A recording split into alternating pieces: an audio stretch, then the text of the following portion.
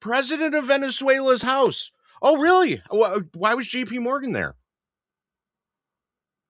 Really? Where? Where's the picture? Where's the proof? Show me something.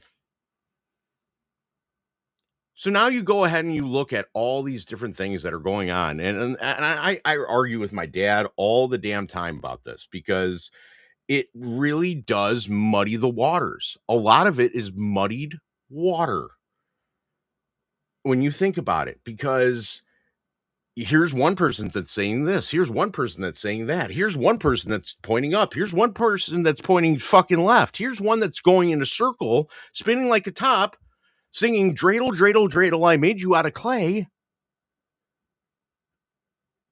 making no sense. And you believe that guy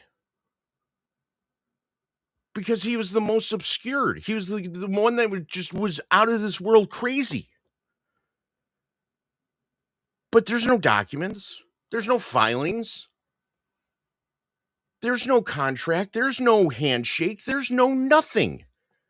There's nothing besides a hope, a wish, or a dream. And that I can't go with. I can't have that. There has to be, something has to be referenced. Something has to be shown. Something has to be actually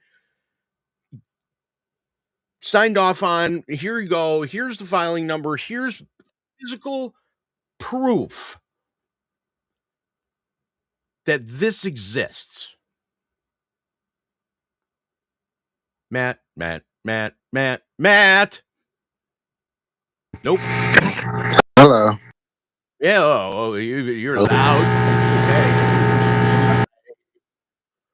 Okay. And bye. Hold on. Bye.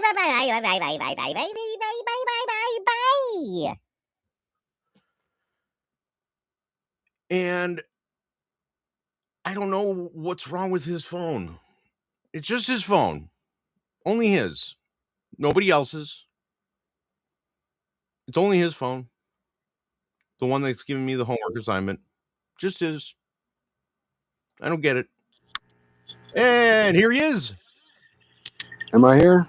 Yeah. Holy shit. I don't get it. I don't get it either. You're the only phone. It worked fine before you went live. As soon as you go live, it starts. I don't get it. It's just your phone. Nobody else's. Everybody else's don't have a problem. Just your phone. And it's only when you're not in live, or when you're in live mode.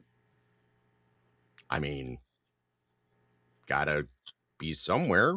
I mean, gotta do it. But what would be the difference between when we're just testing it beforehand and when you go live? What would be the difference? Well, I mean, I'm using a different data. There's different fucking Wi-Fi. It's on your end. It's not on mine because I'm running from my computer. You're running from multitudes of other things. Yours should be Wi-Fi. It could be hardwired. It could be a bunch of different things. But besides that, let's get to the real topic. My 5G cable connection is what I'm using on my phone.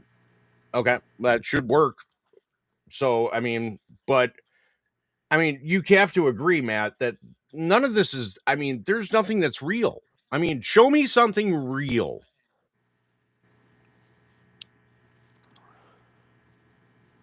Hints. It's all you get is hints of I get someone telling me. I swear this is happening. I swear this is happening. You're going to get so much money from all these tariffs that I put down. Hey, did anybody actually, come to terms and actually think, there's going to be a problem sometime next week in regards to those tariffs?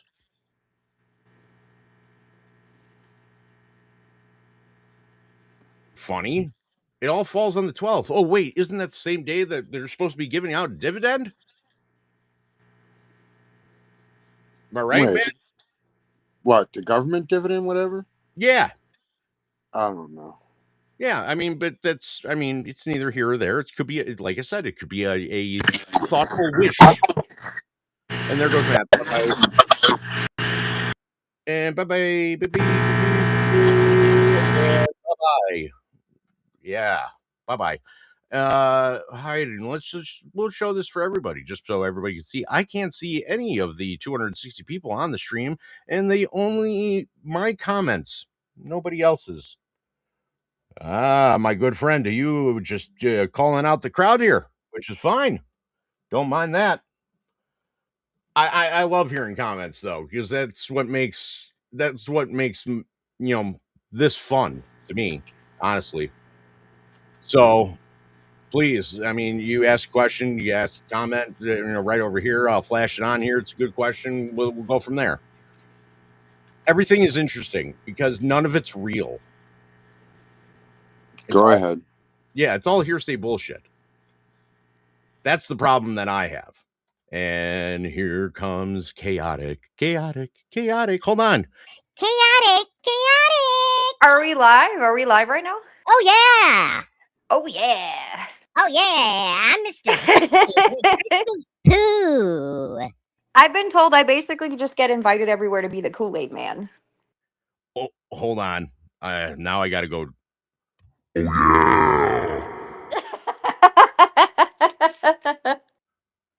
I love it. I love it. I love the climate that we're in right now. Not because of the violence, but because of everything that's happening with the silver prices and everything else. I think we're here now, man. For Wells Fargo to be warning everybody, that's a big deal.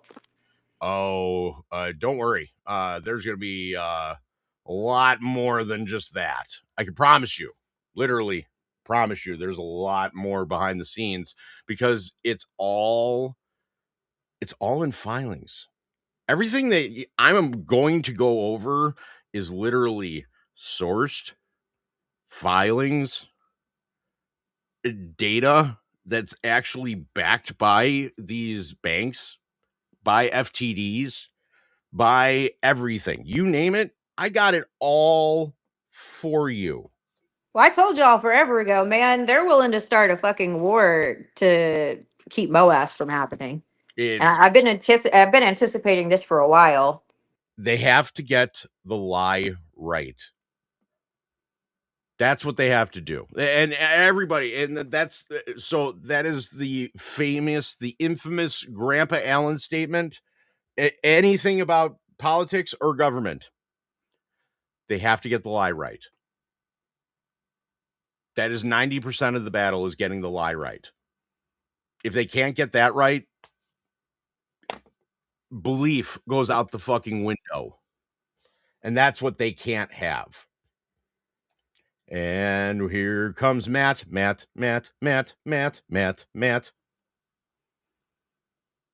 it boots me again, just leave me down the bottom and listen. Just let me die. I'm going to let you die. But like, we definitely need to figure out the phone situation. Maybe like a tablet. I might throw you a tablet somewhere. If you see one comes in the mail, we just got to get that fixed. Cause like this homework assignment that you made me do, yeah. Like when it comes to writing stuff, like I'm normally like 2.5, 3 days for me to get everything done. And my average is roughly around 24 pages when I'm ready to present to you guys. This took me a week. I'm complicated like that. No, you're a pain in the ass like that. I mean, and you get the voice too. You are a pain in the dick. Hands down. And bye. And there he goes. Time for him to be a listener. Oh, but hey, Chaotic, have you noticed that like everybody's making fun of like Tim Waltz right now and like doing these stupid like AI memes and all this other crap and like cartoons of South Park and all that? I didn't think we ever stopped making fun of Tim Waltz like that. Oh, perfect. When did we ever stop? We haven't. And you know what? You are just in luck, girl. Let me tell you something. Because I pulled out something from the vault. of hilariousness. And you know what? We're just going to make you all laugh a little bit before we get into some more serious shit. Crazy Angry Matt's in the timeout chair over there. He's just listener for right now because I can't deal with the problem that he has with whatever, the internet. So I give you all a joke.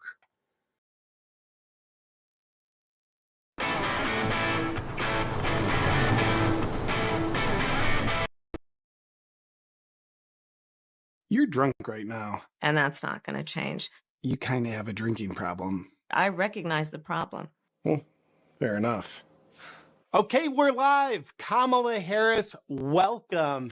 And I see you brought your emotional support dog with you today, which is great. Before I came in, your campaign staff out there gave me this list of really great softball questions that I'm allowed to ask. Help stay true to the spirit of journalism, so thanks for that. But I might stray from the list just a tiny little bit. Now, I think you'd agree this is an intense election. Like recently, your political opponent, President Trump, was almost assassinated. And I am sure y'all at the White House are working tirelessly to find out who orchestrated this whole thing. Y'all have any leads about who did it? We did it. What? Who did? Joe Biden and I, to be honest. Really? He was shot. I'll say that that's good work. Oh, that's... wow, I can't believe it. Do you feel any remorse? No, not at all. Oh. There's more to do, but that's good work. Wait, so you would try it again? Yes, I would. Seriously? I would. I think... Well, obviously, the guy you used on the first try wasn't successful. So who would you use on the next attempt? No one in particular. But I'm sure you've discussed who it might be. Did you talk to Hillary? Did she have anything to say about it? Oh, she had a lot to talk about. She had a lot. Of course she did. When did you talk to her? It was a Sunday. Good God, that's even more demonic. Tim, are you on board with all this? I think people know who I am. Yeah, they do. You guys could go to prison for this. Next question, please. Yeah. No, seriously, this is a major crime. This is a big deal. One more question on this, please. All right, your resting bitch face tells me you really want to move on, so we shall. Let's talk about moving forward. You make a lot of great promises about what you'll do if you get into office. But you've been in office for almost 4 years, and most things have objectively gotten much worse. The border, crime, inflation, it's pretty bad. How could you let this happen? In large part, all of that because of mismanagement. Yeah, I guess that would be it. That is the reality of it, and 4 years of being vice president. But I'd like to imagine how you will do things has no correlation to how you've always done things. So if you do win this definitely not rigged election, what would you do specifically to fix all the problems in our country? Let me be very clear. Mm-hmm. When we do what we have done, I believe it is very important that we take seriously what we must do and how it does so matters. And to do that, we can do what we have accomplished thus far. But I will say this. So I'm very clear about where I stand. My values have not changed. I kept my word and I will keep my word. When we do what we did, which is part of the American dream. It sounds like a very well thought out strategy. If you win, will that be like a bill you sign or something? I will make sure that it comes to my desk and I would sign it. Very good. Now that we clearly understand how exactly you'll turn the country around. Tim, I forgot you were alive over there, buddy. As governor, the accomplishment you're most known for is getting tampons into all the boys' restrooms in schools. We did it in Minnesota. You sure did. And you did it when nobody else wanted to. People were saying things like, it's unnecessary or it's a stupid idea. But you knew the importance of it. And presumably, this came from your positive exposure to tampons during your formative years as a boy. What did it mean to you when you put your first tampon in? It was just such a visceral, emotional moment that I'm grateful I got to experience it. I think history is going to show that in so many ways it was transformative. Yes, I think we're all touched by Tim's bravery around tampons. But now let's close with some rapid fire questions. Kamala, who's the biggest dipshit you've ever known? Well, my first thought was not about me, to be honest with you. Yeah, well, no, I meant the biggest dipshit you've ever known, aside from yourself. I have served with President Biden for almost 4 years now. Right. Now, you've known the Obamas for a while now. Did Michael confide in you when he wanted to transition to being a Michelle? And the phone rang, and he told me what he had decided to do. And I asked him, "Are you sure?" What'd he say? And he said, "Yes." Fantastic.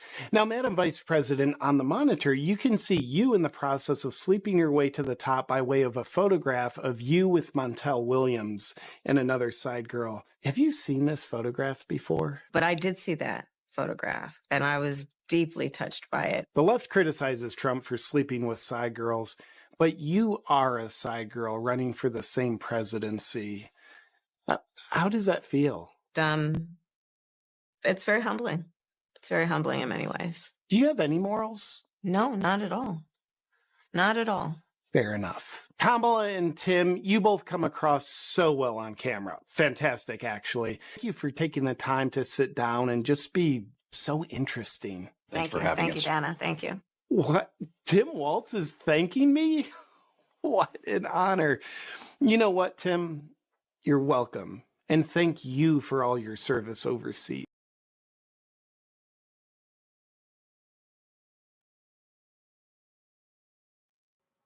The funniest part is he never served a day overseas. Not one. I love JP Sears so much. I'm glad he's still around. Oh, he's hilarious. Do you remember in the beginning when he was the fake vegan and everyone lost their minds? Oh my God, that was so funny. Oh, you have to watch Bone Kwee. That's who I need to get caught up. I haven't. I see him every so often. No, and I'm her. Just, oh, okay. Her name is Bone Kwee. And look up a Bone Kwee with the beautiful nail. Not multiple nails, just one nail. That's the joke. But look for the nail salon. Bone Kwee nail salon. You will die. You will. Most guys won't understand, but you will die of laughter. I'm excited for it. Well, hey, I'll be back in a little bit. We're going to finish eating, and then I'll check back in. Hey, you have fun with your you went to Long John. You didn't go to Long John Silver's. You went No, I really thought about it because I go to Long John Silver's like very rarely, like maybe once a year, maybe if that. But we ended up going to Sonic instead because Roland specifically wanted a burger and some mozzarella sticks. So we're gonna eat real quick. You have fun eating that chronic Sonic, and you'll hear me. I'm probably bitching about something, so don't. I'm trying to make America healthy again, you guys. But man, those cheese sticks, though. I mean, they're great. You bring cheese sticks back, but America. But It's a dairy and a fat. There you go. It's perfect. That's what it is. It's just perfect. Have fun. Go eat. And tell the little one, nah. So, but the whole purpose of this video is, by the way, absolutely hilarious. I hate Tim Waltz with an absolute passion just because he's the only service member to actually use him being elected as governor for the reasons to vacate his unit during war. And he's the only one to actually use that. He's, in my eyes, he's just the definition of scum.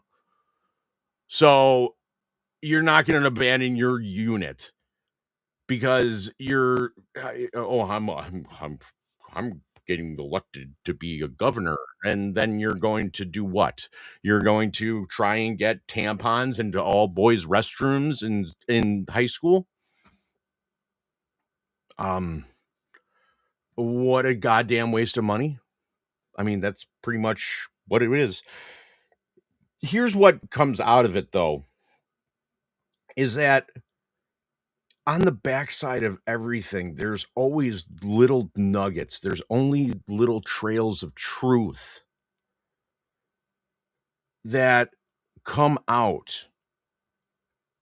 And a lot of this has to do with like the backstory of what's happening, like with, here's the Obama problem, and why is he getting out of trouble because of him being a former president when he colluded with the Russian Gate files. And listen, I came out with that a long time ago, but it was more so focused on Hillary Clinton and her private exchange or private server and her explicit code words that using children and pizza that were weird, and CrowdStrike, which is owned by BlackRock. And the funny thing about it is that BlackRock pretty much is here's the low-hanging fruit. Here's the truth bomb that no one seems to ever implicate, or no one seems to go ahead and actually say, hey, BlackRock, BlackRock, the hand that moves behind the market, that moves the market because it's in control, because it has so many shares that are lent out. And they keep on utilizing these share cycles on a consistent basis that basically make walls. So it just ping pongs or pongs off the walls. Bunk, bunk, bunk, on a perfect 45-degree angle going down. So make it look like they're shorting from a technical analysis standpoint, which, as I've quoted, is the horoscope for men. Because no one's quoting the George W with two hanging nut sacks on either V of the W.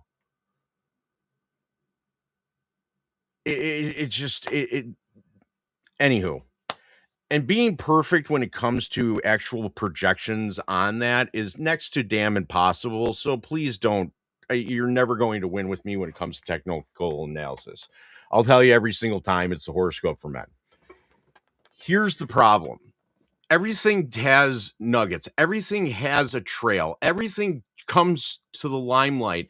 And even when it comes to comedy, especially in some of I do things for a specific reason. There's always a reason why I do certain things at certain times, especially just in today's introduction. Why did I use Step Brothers? Well, time period, roughly around 2008. Oh yeah, we can do that deal. But you got to get me that 10-year interest-only loan. Now, interest-only loans are very common in California. Normally, you have a home equity line that's associated with that with that loan, which is fine, but you're never going to pay that thing off ever. And that's because the values are way too high. And that's fine, I guess, if you want to live in sunny California. But this is also the same reason as to why 2008 happened. That's why this time was the Wild Wild West. That's why it's reappearing now. Have you noticed that nobody's talking about the commercial real estate market? Have you noticed that no one's really talking about the residential real estate market? Besides them going ahead and saying, oh, hey, we're not allowing high-priced or high-valued investors to go ahead and buy homes. What is that going to do? It's not going to normalize. It's not going to normalize the real estate market. It's just not. So you have certain thresholds that you can't go ahead and buy an investment property, or you're limited to the amount of investment properties that you have.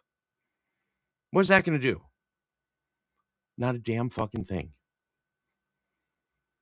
And everything is another, oh man, this is going to be so great. And then all of a sudden, they don't talk about it ever afterwards. It is the same thing with this Venezuela shit. It is the exact same thing as the silver shit that, oh, hey, Wells Fargo comes out and says, oh, don't worry, there's going to be a short squeeze on silver. Oh yeah, I bet your ass there's going to be. But it's not where you think it's going to come from. But I can tell you right now, that's exactly what I'm going to show you all tonight. That's exactly what I'm going to expose to you all tonight. It is, I'm going to lay out the facts, the truth, the documentation, the reference numbers, everything about this individual play that they don't want you to think of, that they don't want you to follow, and they don't want you to ultimately understand how you're going to win. That is what we are going to uncover tonight. That is what I'm going to expose for all of you, to give you that sense of pride, that sense of, I knew I was right and I deserve to be right because I fought for it. And now I just need that confirmation. I need that assurance that I'm going to win. I'm so happy that I'm able to give that all to you today. That is what's so special about this episode today. And that's ultimately, you guys deserve this empathy of that. All the meme stocks, they deserve this. Because you're finally going to understand the truth. Not sprinkled nuggets, not anything. You're finally going to understand, hey, synthetic shares are actually created by these banks, these hedge funds, these family offices. They are exposed by this. The SEC actually reports them every 2 weeks, documented. You can actually legally bring this to court and utilize it. And there is nothing that anybody can challenge you. There's nothing that anybody can say, you're lying, this is false. Why? Because I have a reference number for each one of them. I have all the FTD data going back from the months that they missed, from October to November to December, all the way up to now. So, without further ado, for you all, I give to you AMC, The Rigged Game, How Governments, Banks, Hedge Funds, and Regulators collude to control the markets. If you're reading this in early 2026, congratulations. Congratulations.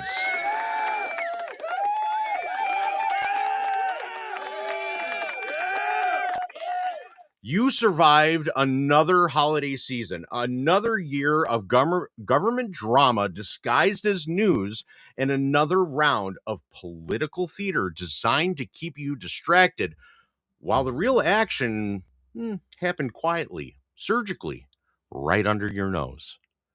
Now, you know, when I'm doing my nerd reading and running through filings, I'm sure that no one will want me to say anything about what I'm going to go over, but I'm going to be, well,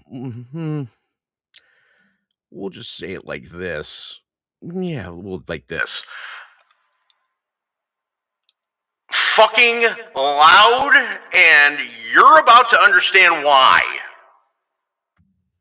While the country was arguing about who said what on Silver or Venezuela on social media, the financial system continued doing what it does best: laundering corruption through complexity and hoping you're too tired, you're too broke, or too entertained to actually notice.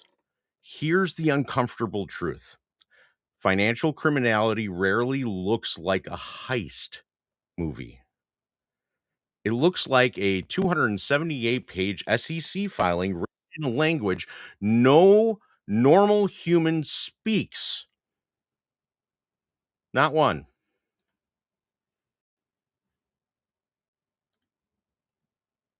Yes, Matt?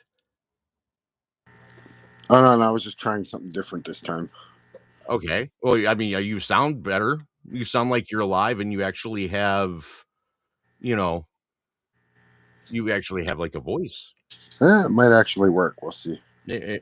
We'll see what I think happens down the road. I know what was going. I think it's the time lag between your connection in Chicago and me being in Pennsylvania. My data feeds slower than your stream feed.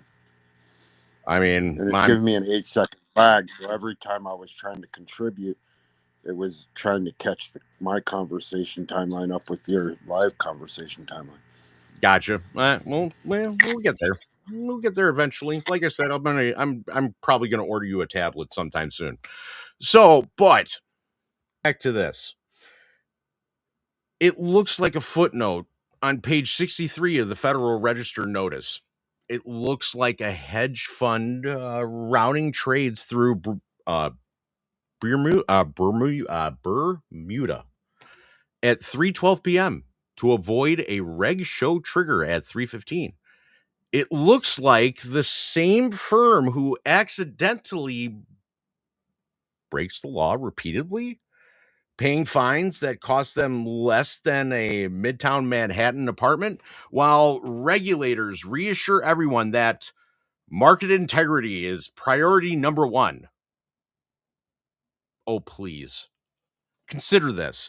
Every 2 weeks, by law, the SEC releases the failure to delivers, the FTD data, published under the identifier WTN NSCC FTD report SEC release per section 17A parentheses E. Here are real entries, verifiable on sec.gov, FTD file ID, FTD data 2025 1201.zip, published December 12th, 2025, covering November 29th to December 12th. Here's the second FTD ID, which is right here, published November 27th. This covers 2 weeks prior to that. The final is December 29th, which covers another 2 weeks behind that. Inside those reports, you'll find actual records, line after line, showing millions of shares failing to settle in stocks that public supposedly owns. I'll just give you an example.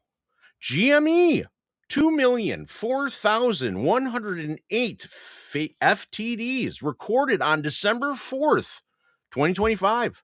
SEC FTD report. Here's the tracker. Here's the record date, 2025, 12/04. Oh, hey, while I'm at it, AMC, 684,215 failure to delivers recorded on December 6th, 2025. And how about that? BBBYQ, persistent, fails across November and December cycles, each documented in SEC file right here. These numbers are not rumors. They're not Reddit posts. They're not tweets. These are federal records. And while you were making New Year's resolutions that you won't keep, the same SEC released, buried quietly 2 days before Christmas, the approval for a sweeping new collateral mechanism. Here's the SEC release, number 34-99502 on December 18th of 2025. Here's the Federal Register citation of 90 FR 93247 on December 23rd, 2025.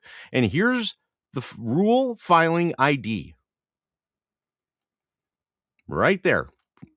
Well, bam. Actually, we're going to do that funnier. In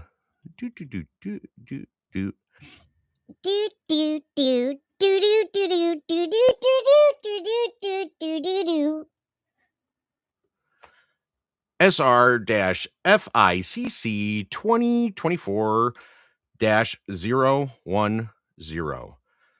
is now infamous collateral in lieu services, a tri-party repo arrangement operated with BNY Mellon that lets major financial institutions settle Treasury obligations now with actual cash, but with alternative collateral, not legal, not illegal. Oh no, very legal, just incredibly convenient for players juggling obligations so large that they could crush the economy if they actually had to pay for them in real money.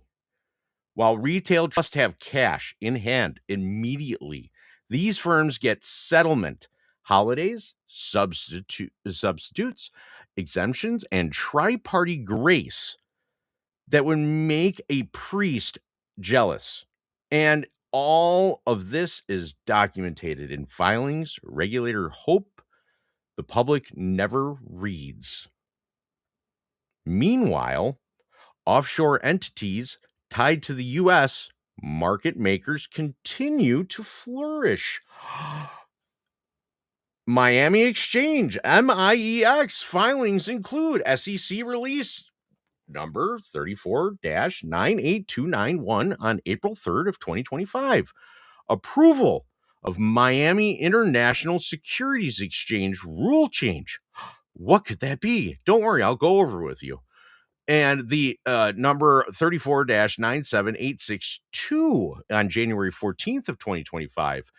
The Miami Exchange options amendments, enabling cross-border settlement flexibility. So what these outline, how Miami Exchange expands their reach into futures, derivatives, and routing networks that conveniently interact with jurisdictions like Bermuda and the Bahamas, places where U.S. settlements clocks don't actually tick quite as loudly. Why does this matter? Because delayed settlements, transparent settlements, and anytime you delay transparency, synthetic supply can balloon in the dark. And the public, well, the public is watching and trying to hope on a Hail Mary play, arguing on social media and waiting for the next manufactured headline from Washington, a government shutdown scare, an impeachment inquiry, a Hollywood-level congressional fight scene. Those stories keep you glued to the screen while the real drama is unfolding in the footnotes of SEC Form 19B-4 filing, DTCC Clearing Agency Annual Reports, FICC Liquidity Stress Test Disclosure, NSCC Supplement Liquidity Deposits, and the notices, SLD notices. If you want to see the real crime drama, turn off cable news and start reading Rule 15C 3-3 exemption letters. This report is here to snap you out of the holiday hangover and the government drama trance. Because while the public is distracted, the financial system continues manufacturing synthetic shares, hiding failures in offshore pipes, routing obligations through legal Swiss cheese, and exploiting exemptions that magically apply only to firms large enough to buy the stadium name rights. This isn't speculation. This is documented reality. This is happening right now, under your nose, with your money. And you deserve to know exactly how deep it goes. And I'm going to give it to you because you deserve it. Merry Christmas. The rise of synthetic shares and financial derivatives how Wall Street turned counterfeiting into business models and why the SEC pretends not to notice. And why do they not notice? Because they're playing a game called creation. Ta-da! Create a new life. It's a game. I want to play creation. If there is one part of this report that should snap you out of the government-produced political soap opera, the holiday hangover, and the everything is fine lie you've been spoon-fed for years, this is it. Because here in the open, sitting in official government files that anyone can download, but almost no one understands, is the quiet confession of a crime so large, so engineered, and so profitable that calling it market manipulation is like calling the Pacific Ocean a puddle.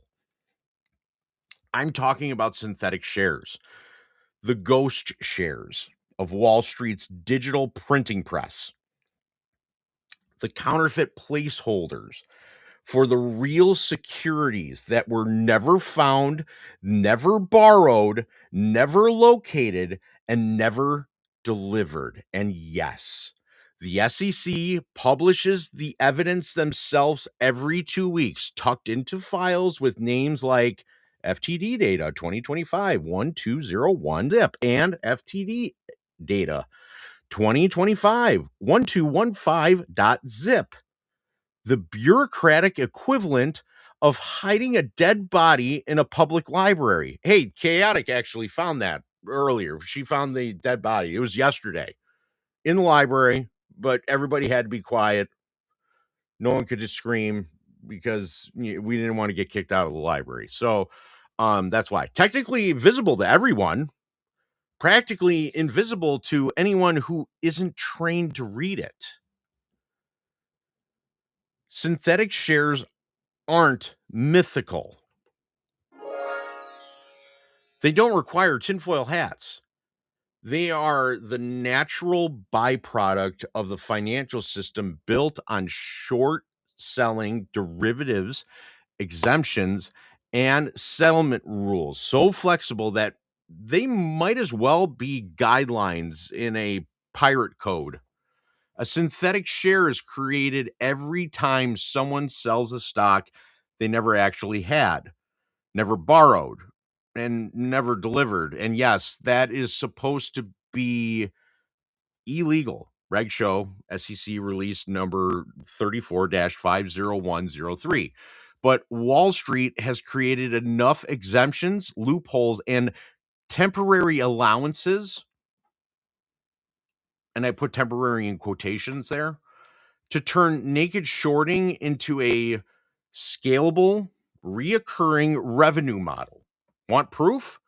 Go look at SEC's fails to deliver database official government data release under section 17A parentheses E. The files have real names, real timestamps, real tables. Here you go. Published December 12th, published December 29th, published November 27th, all in 25. Open any of these and you'll find line after line of fails in tickers like GME, AMC, BBB, YQ, persistent, reoccurring, mathematically impossible volumes of shares that fail to appear on a settlement day. Not because some intern misplaced them, not because a clerical error, but because the entire system depends on the ability to oversell supply. FTDs aren't accidents. They are the economic function. And if you want a visual, here's a graphic style timeline Wall Street hopes you never put together. I did. Synthetic share creation, a 40-year timeline of legalized fakery. 1982, SEC Rule 19C-3. Beginning of modern derivatives boom. Option market explodes. First cracks, one share equals one vote equals one owner. 1990s, securities lending becomes normalized. Brokers begin lending customers shares without clear disclosure. Rehypothecation chains quietly go vertical. 2001, tighter spreads require more short selling to maintain market maker profits. Synthetic liquidity becomes a profit center. 2004, Reg Show, SEC Release 34-50103.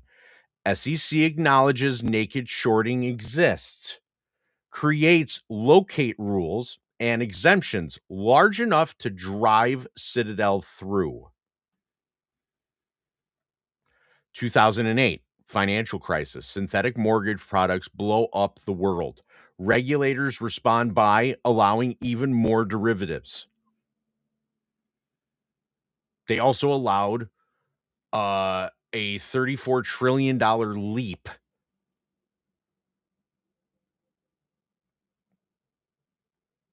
Don't worry, 2008 is about to shake its head very, very soon. And you're going to meet him face to face. And he's going to come out and he's going to say, gotcha. Just you wait. 2013, 2020, dark pools, off-exchange trading skyrockets. Over 40% of volumes moves into opaque systems. Synthetic share creation becomes easier to hide. 2021, the meme stock event. Retail discovers FTDs. SEC promises reform. FTDs increase in subsequent years. Funny. I thought they were supposed to be fought against and taken away. 2024, transition to T+1 settlement. SEC releases 34-96930, supposed to reduce fails. Fails continue unabated.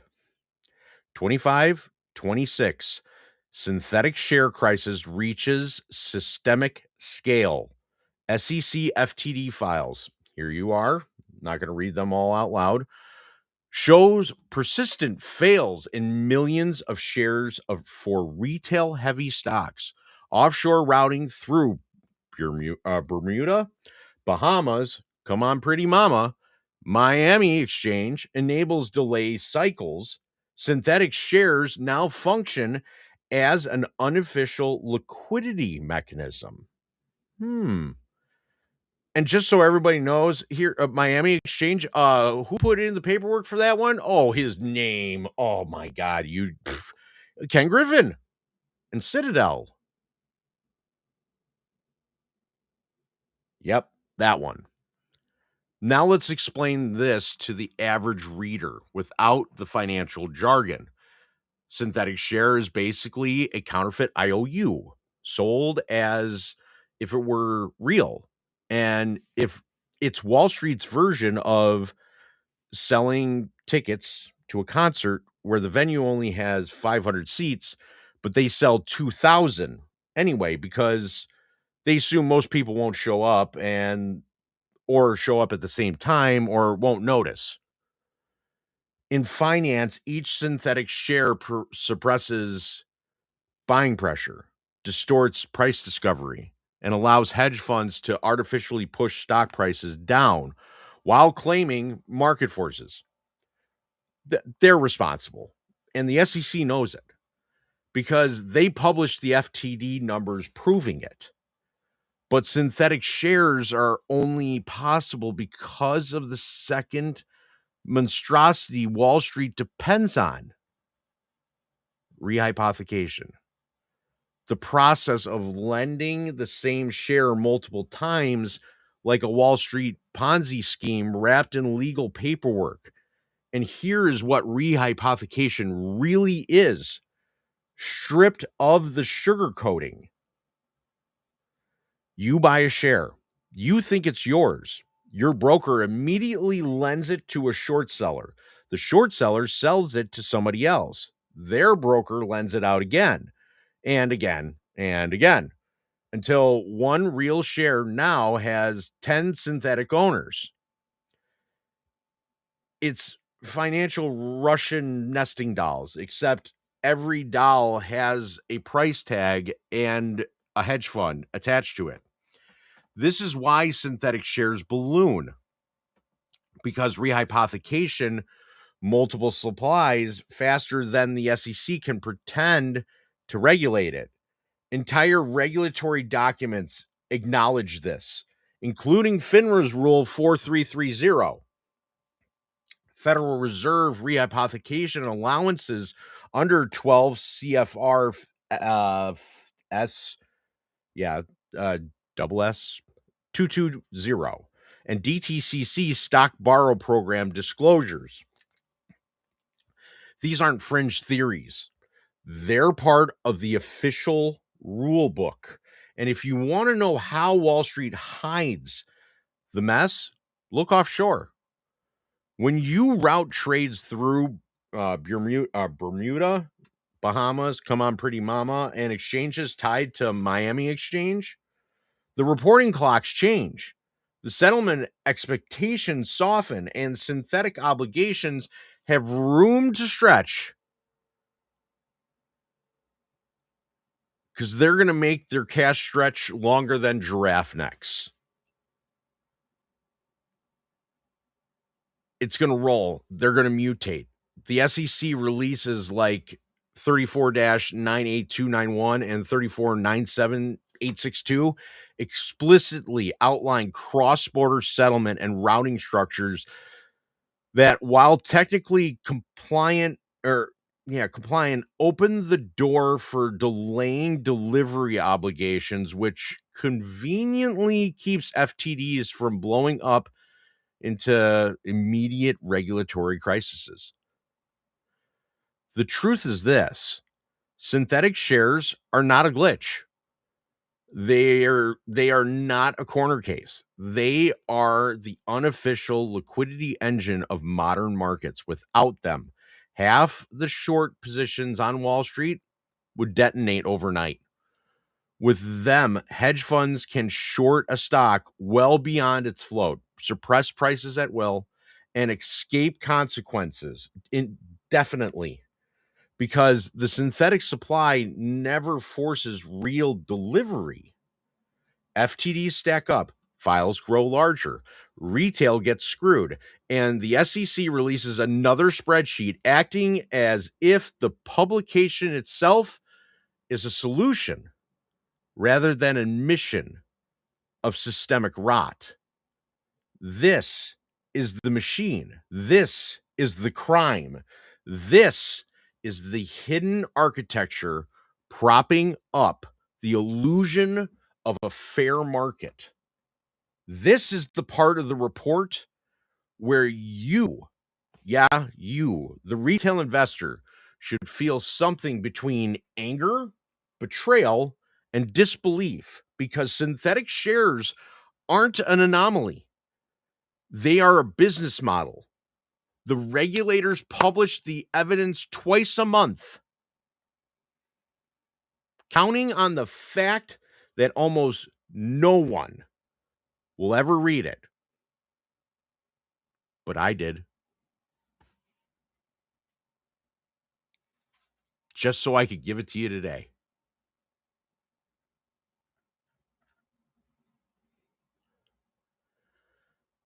But out of the West, and I mean the far West, you have your new best friend. Your new best friend is the one that stops the world ATM. So before I give you the title, I give you a comic. Subprime lending? Well, we're seeing a lot more of this kind of foundation problem these days, ma'am. Yeah. Japan, synthetic shares, and global liquidity. A criminal indictment against central banks and the system they built. For 20 glorious years, Japan did what no Western central bank had the courage or desperation to do. It turned its entire government bond market into a liquidity theme park where the entrance fee was zero and the rides never stopped. Borrow yen at 0%, borrow yen at negative rates, borrow yen just for showing up with a pen.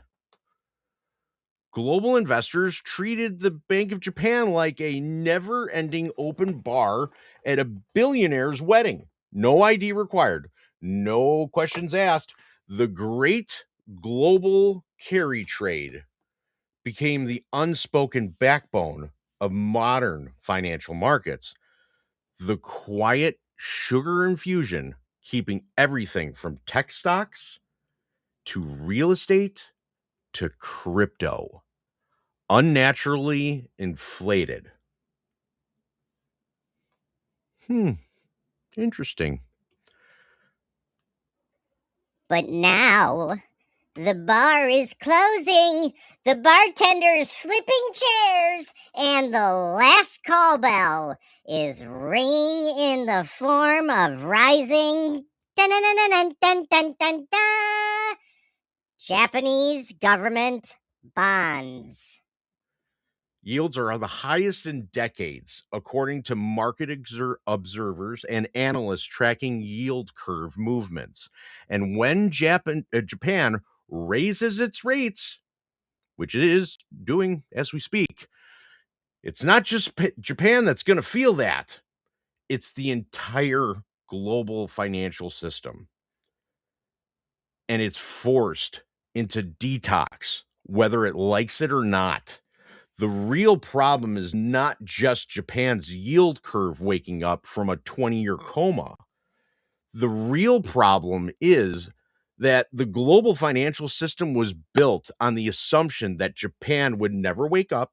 And when the world loses its favorite liquidity drug dealer, the markets do not adjust.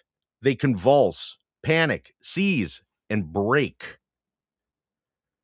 To understand how devastating this is, you need to see how Japan's tightening interacts with synthetic share production and the avalanche of fail to delivers already plaguing U.S. equities. When global liquidity shrinks, synthetic shares, those phantom IOUs Wall Street sells instead of delivering real stock, becomes harder to roll, harder to hide, and harder to mask with offshore derivative gymnastics. In other words, Japan raising rates is like switching the lights on at a nightclub at 7 a.m. Every ugly thing the system tried to hide for years suddenly becomes impossible to ignore. And to show you how absurd this has become, we're going to look at a visual table presenting the Japanese carry trade written like an indictment exhibit that should be entered to evidence at a trial of global central bankers. Exhibit A, the Japanese carry trade, the world's longest running liquidity Ponzi, with commentary by yours truly from the prosecution. The carry trade step. Borrow yen at 0%. What actually happened? Investors access nearly free capital courtesy of the Bank of Japan's decade-long policy. The sarcastic, truthful commentary by yours truly. Free money, sure. What could go wrong? Spoiler, everything. Step 2, convert yen to USD. Massive inflows into US markets via the FX pipeline. Well, the global liquidity equals Japan's checking account. We're fine. Buy US assets. Number 3, stocks, treasuries, crypto, commodities, all inflated by foreign leverage. If it moved, they bought it. If it didn't move, they leveraged it. Anyway, Japan raises yields. Long dormant JGB yields rise across curve, prompting global deleveraging. What do you mean the ATM is offline? And then the unwind begins. Margin calls, asset sales, liquidity drain hit global market fast. The hangover after a 20-year free bar. Listen, they've been living on borrowed time. This is borrowed time on top of borrowed time with multipliers of borrowed time. And if you don't understand where I'm going with this, here, I'm going to blatantly tell you it before I even go into it later on in my final word. What do every single market maker, every single regulator, every single bank, what do they want? What do they punish you with? Time. You give them time. You give them time to get liquidity. You give them time. You have ways to get out of your problem. Oh, AMC is close to exploding. What are we going to do? Flip, throw them in court on bullshit. We sat in a bullshit courtroom for fucking 6 months of absolute nothing. Why? Because it's time. Oh, MMTLP is about to explode. FINRA halt. Done. You 3. We don't have to worry about you anymore. You're in timeout. Here's time. Time for us to try and figure out what we can do. Because they're not trading. We don't have to worry about it right now because we have time. If you give them time, liquidity can come back. And that's their magic word of the day. Liquidity. It always has been. It always will be. But everything is attached to time. And if you give them time, you get distracted. You get moved.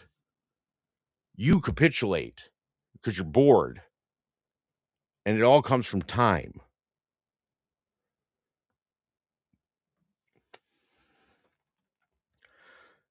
This would be just another predictable central bank blunder.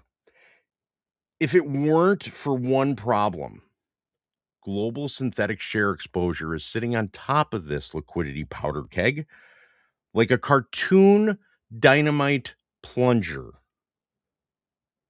When Japan tightens financial conditions, liquidity across the world dries up.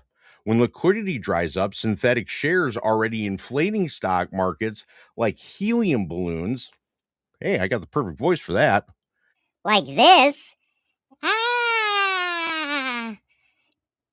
It's impossible to bury. The broker who sold them suddenly needs real money and real shares. Neither of which they possess because they never intended to.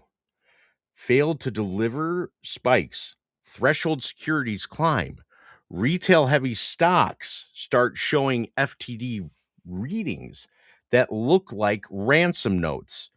SEC biweekly reports released under file names like FTD data 2025 1201.zip and 2025 1215.zip archive under section 17A parentheses E disclose requirements, show persistent aggregation of unsettled trades that regulators swear they are monitoring while somehow achieving zero functional enforcement. Japanese liquidity tightening pulls the rug out from synthetic share masking mechanisms in a few critical ways. So offshore synthetic masking requires liquidity. Bermuda and Bahamas, the Pretty Mama, the Miami Exchange routing channels rely on rolling short positions and derivative hedges.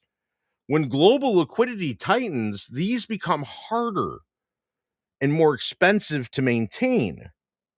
2, rolling FTDs become harder under liquidity stress. Synthetic obligations eventually require collateral. And when Japan raises rates, collateral everywhere is scarce. Which leaves number 3. Market makers lose the ability to blank check short liquidity. The whole we sold shares we don't have, but we totally promise we'll locate them eventually routine collapses without abundant liquidity to keep rolling. To demonstrate how synthetic shares become exposed during liquidity crises, let's introduce Exhibit B, your second prosecution table. This is the synthetic shares during liquidity tightening, the crime scene Wall Street hopes you ignore. Market condition. Japan. Dun, dun, dun, dun, dun, dun. Hold on. Dun, dun, dun, dun, dun, dun, dun, dun. Japan raises yields. The yen strengthens. Carry trade unwinds. Oh, look. Leverage suddenly has risk. Liquidity evaporates. Offshore rolls become expensive. Damn near next to impossible. Turns out you can hide synthetic shares when the money printer goes offline. Who'd have thunk? You know, I mean, I didn't think of that. No. Synthetic shorts come due. Failed to deliver spike. Threshold list, it grows. Wait, we actually have to deliver these? Forced deleveraging. Market makers sell winners to cover losers. Congratulations.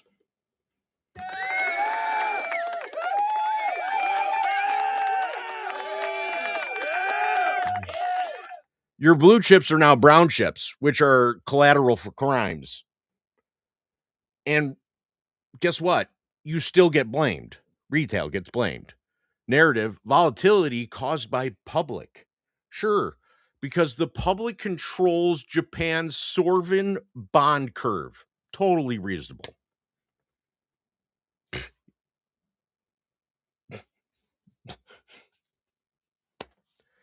It's the most absurd thing I've ever heard, but yeah, I had to put it down. This entire catastrophe flows from one central truth. The central bank engineered a global liquidity bubble so large and so distorted that synthetic share fraud was not just allowed, it was structurally required. Japan exported free money. Wall Street turned it into leverage. Leverage turned into synthetic shorts. Synthetic shorts turned into endless fail to delivers, and the regulators who were supposed to supervise the circus sat by like hall monitors, too scared to confiscate the cigarette. This isn't just negligence. This isn't just incompetence. This is systemic enabling. The kind of institutional malpractice that in any sane world would be prosecuted as financial racketeering. Central banks inflated the bubble, hedge funds exploited it, broker dealers enabled it, offshore exchanges concealed it, and regulators rubber stamped it, and retail paid for it. If this were a courtroom, the evidence would be overwhelming. Japan rising yields. Exhibit A. Synthetic share creation documented in SEC biweekly reports. Exhibit B. Offshore delay mechanisms. Exhibit C. Decades of reckless global liquidity. Exhibit D. The collapse of the carry trade fueled FTD crisis. Exhibit E. And the jury would have no choice but to conclude the global financial system is guilty of manufacturing synthetic enableability, laundering leverage through central bank sanctioned liquidity funnels, and enabling fraudulent settlement practices under the guise of market efficiency. This is not a market. This is not a fair system. This is not transparent structure. It is a criminal enterprise built on liquidity dependency. And the moment Japan stops supplying liquidity, the entire scheme shakes like a folding chair at a heavyweight fight.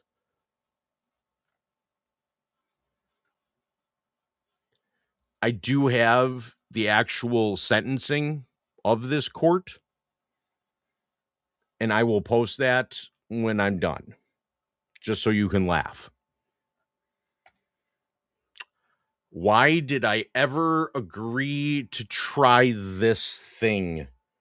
How did this case ever get so far? Here's the hedge fund. Boy, this is neat.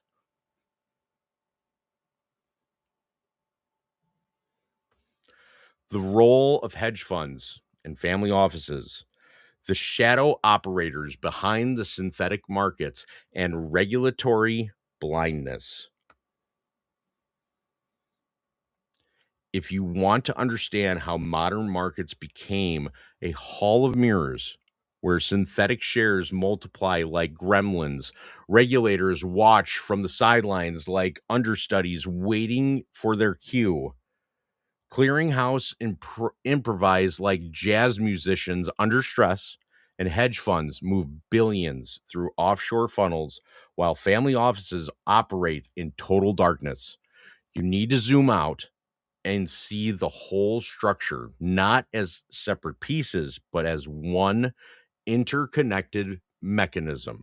Because when you view the system from above, the behavior of hedge funds, family offices, the DTCC, the SEC, and even global central banks begin to look less like independent actors and more like organs in the same giant creature.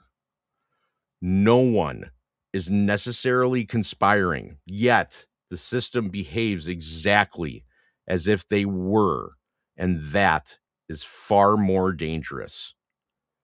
Hedge funds stand at the core of this machine.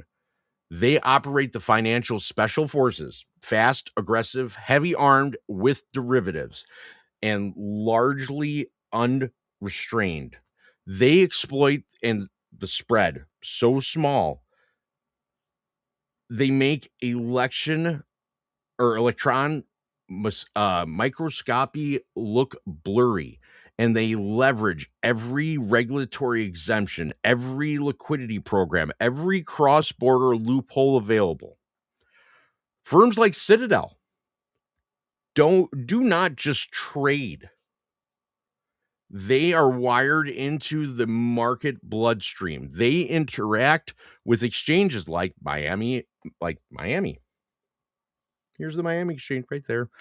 Route through Bermuda and Bahamas and that pretty mama based channels. They plug into the Treasury repo system.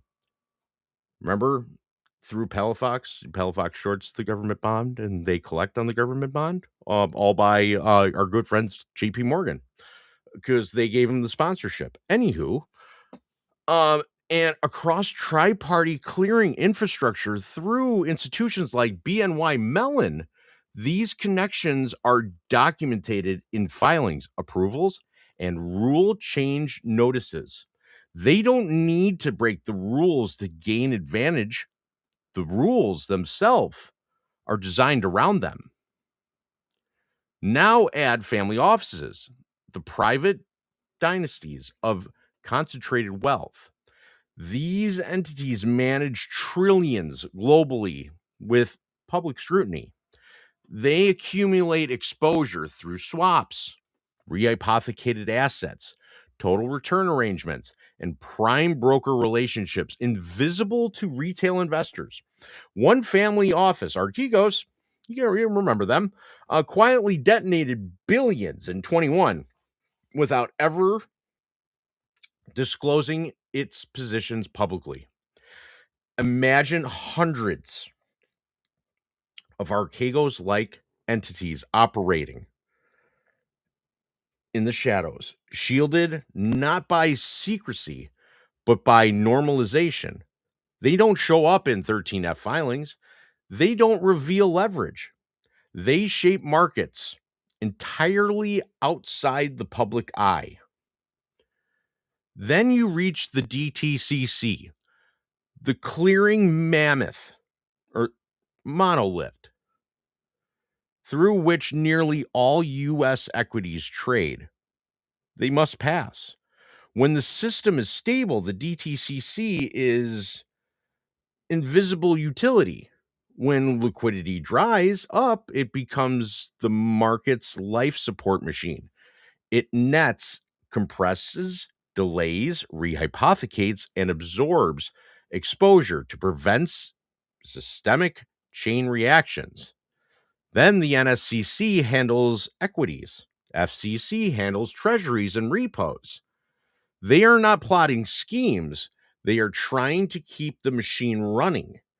But their survival incentives often align perfectly with incentives of hedge funds and brokers. Interesting. Why is that? Well, they avoid failures at all costs, which in practice often means absorb, defer, and obfuscate synthetic liabilities instead of exposing them. So now let's enter the SEC.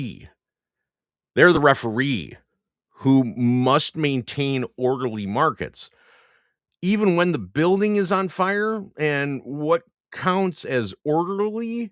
When Japan withdraws, global liquidity, synthetic share obligations pile up, and offshore routing networks start blinking red.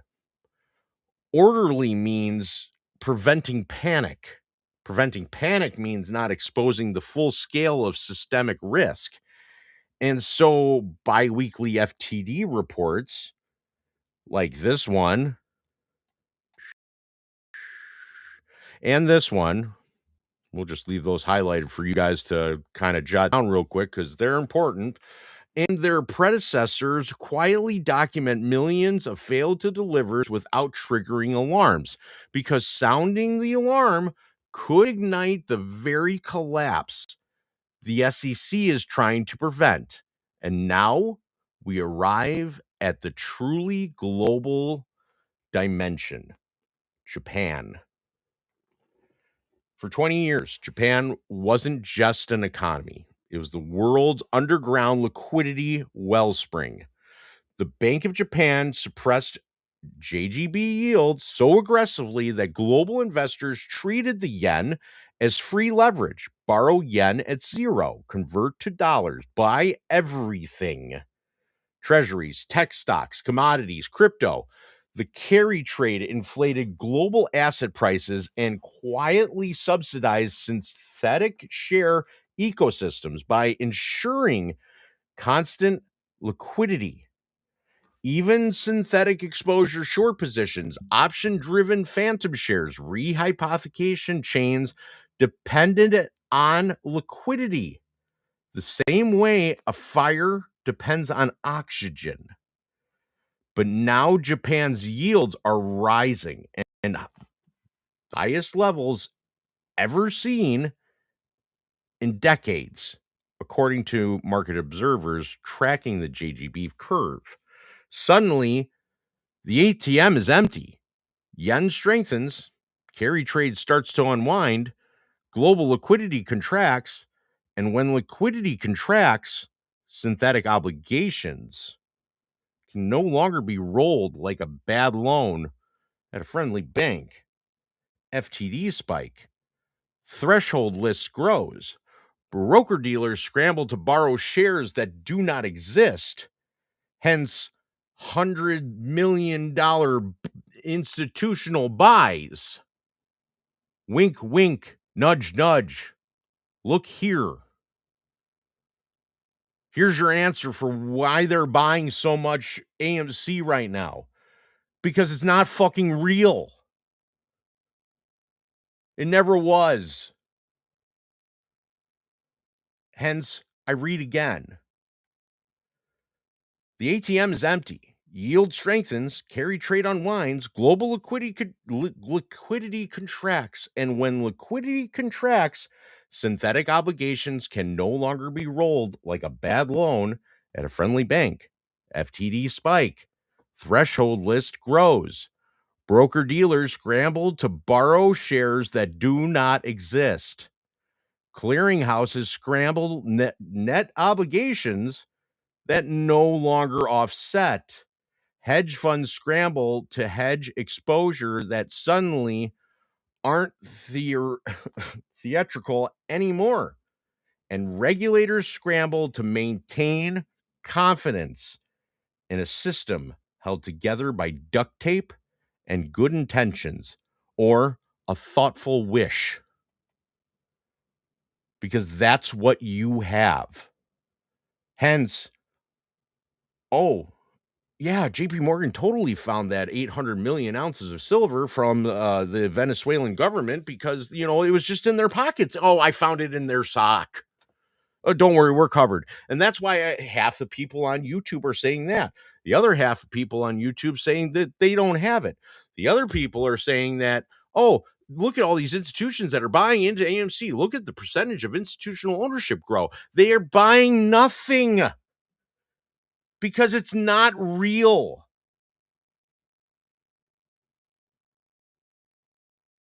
Just like everything else. It's not real. Show me. Time to show me. Yeah, you said it. Show me. You said we were, bombing that. Show me the bomb. You said you were buying these shares from the DTCC. Show me those shares. Oh, wait. BlackRock, Vanguard, Citi, Goldman Sachs. They all it just magically increased their position in AMC in November, or end of November, like to the tune of like 13 million shares of one. I know it was 9 million for another, and I think it was 7 and 6 for the final 2 million. Where? Show me the real. Because I can tell you right fucking now, there has been a real share of fucking AMC since fucking March of 21. And I can guarantee it.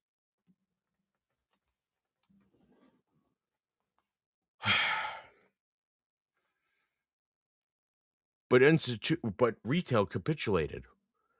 We sold all of our shares at the lowest prices we possibly could.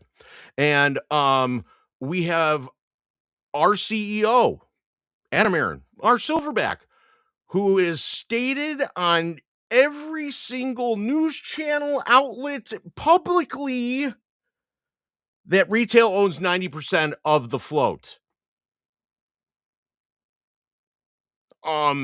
If he was working with hedge funds, why the fuck would he say that?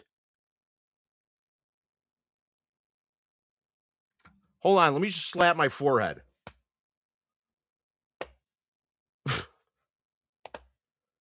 I mean,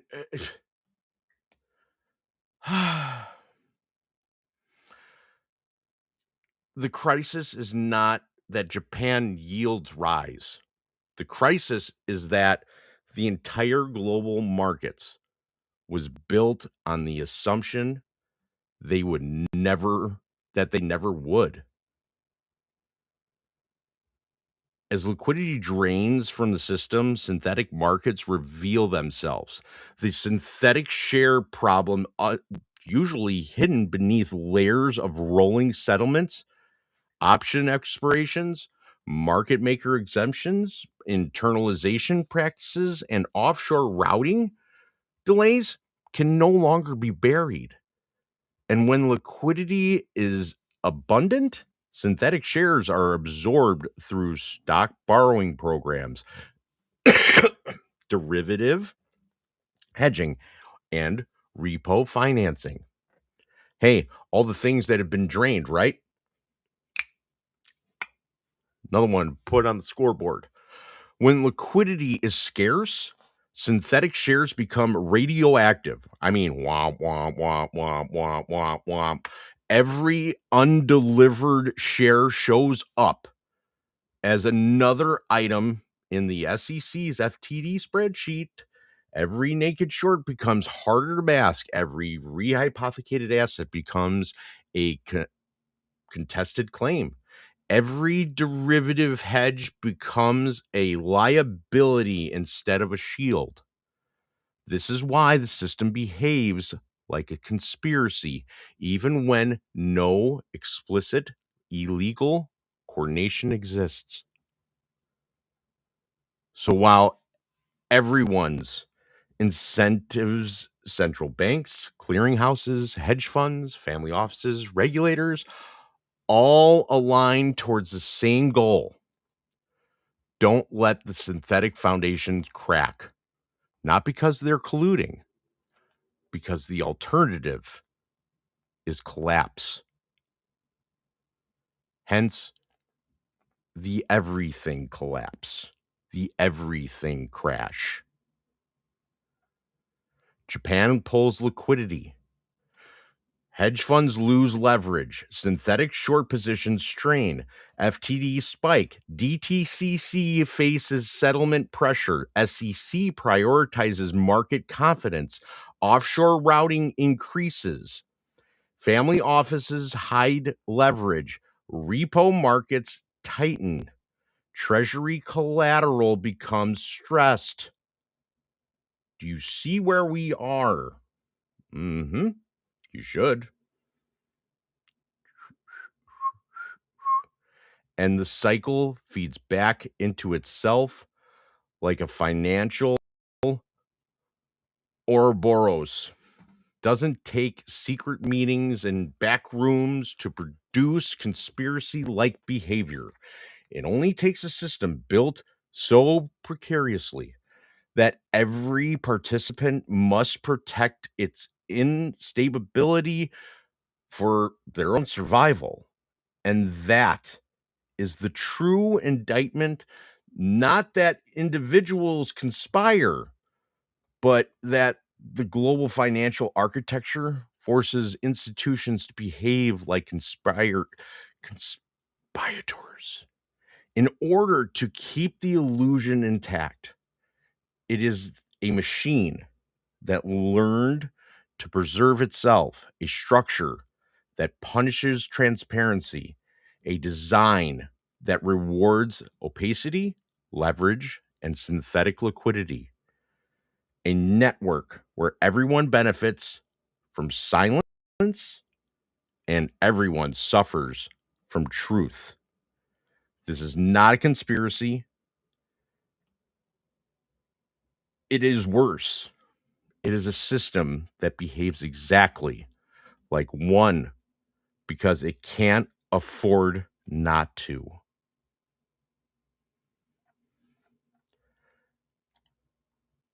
I'm too busy to tell people how busy I am.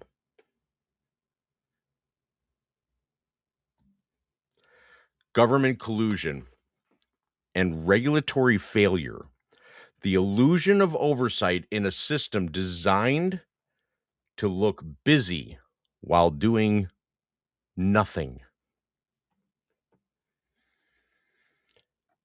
If there is any place in this report where the average person's jaw should drop, it is here. We're going to pull back this curtain on the regulatory system, and that was supposedly built to protect investors, ensure market fairness, and act as a shield against predatory financial behavior. Instead, what we find is regulatory apparatus that behaves less like a watchdog and more like a sleepy mall cop guarding a vault of nuclear codes with a walkie-talkie and a firm belief in industry self-regulation. The reality is painfully simple. The regulators we depend on to enforce the rules often end up reinforcing the very structures that break them. Let's take the SEC for an example. The Securities and Exchange Commission, the referee, the umpire, the lifeguard, the entity charged with safeguarding the integrity of U.S. markets, yet for years, while failed to deliver, pile up in SEC released data sets, real government data, uploaded every 2 weeks under file names like FTD data 2025 1201 and 1215.zip and so on. The SEC appears to do little more than publish the numbers, as if posting them publicly counts as enforcement. You know, millions and millions of undeliverable shares show up on these files across retail heavy tickers like GME and AMC after the highly publicized move to T+1 settlement under SEC release number 34-96930 in 2024, which was supposed to reduce settlement risk. Reduce settlement risk? What? FTDs kept rising like sourdough in a warm kitchen. If the goal was to reduce opacity, the outcome was the exact opposite. The numbers prove the problem is systemic and persistent. And the SEC knows this. Every FTD in those spreadsheets represent a trade where someone sold a share that was never delivered. In other words, phantom supply, synthetic pressure, market distortion, but instead of cracking down, the SEC's response was often been a combination of, we're studying the issue, seeking comment, and occasionally, and I mean occasionally, expressing concern, which is bureaucratic for we acknowledge the problem and we now do absolutely nothing pointed or effective about it. But regulatory inertia doesn't happen in a vacuum. It happens in an environment when powerful financial entities are deeply intertwined with the plumbing of the market. Consider the structural dynamics around Citadel and the clearing ecosystem. Citadel, one of the largest U.S. market makers, routes enormous volumes of trades every day and interacts with the DTCC for settlement, with Miami Exchange for exchange operations, with offshore routing pathways for flexibility and timing advantages. Oh, and by the way, and with major banks for collateral, hence JP Morgan. Oh, I shouldn't have said that out loud. Oh, well, none of this is illegal. None of this is hidden. These relationships are documented in SEC filings, exchanged ownership records, and clearing infrastructure rule changes. Huh? Why would they change the rule? But here's the problem. Regulators must supervise firms that are now integral to market stability itself. You know, a little thing called ethics. 1, the SEC oversees Citadel. 2, Citadel provides critical liquidity. DTCC clears trades from Citadel. BNY Mellon helps facilitate settlements via collateral mechanisms approved by the SEC. The markets themselves depend on all of these actors functioning smoothly. Suddenly, the referee and the players are codependent. If a regulator clamps down too hard on any key market participant, it risks destabilizing the very markets it is supposed to protect. It becomes easier and far easier to manage the situation quietly than to, enforce rules that might send shockwaves through the system. Hence, this is not conspiracy. This is structural paralysis. And this brings us to December of 2025, approval of the collateral in lieu. Service under SEC release number 34-99502, published in the Federal Register 90 FR 93247.